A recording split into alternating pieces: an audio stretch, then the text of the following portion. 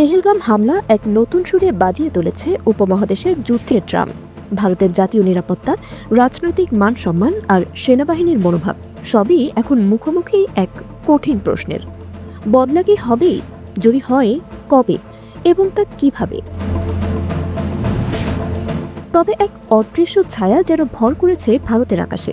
সেটা পাকিস্তানের ভয়ঙ্কর এক অস্ত্র, AWACS, অর্থাৎ airborne warning and control system.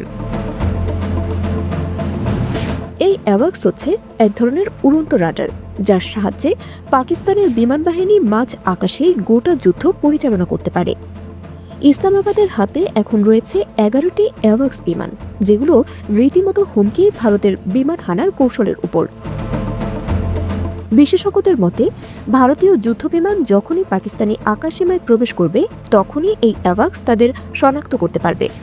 শুধু তাই নয়, যুদ্ধবিমান থেকে ছোড়া ক্ষেপণাস্ত্র পর্যন্ত ট্র্যাক করে ফেলতে পারে এই রাডারগুলো।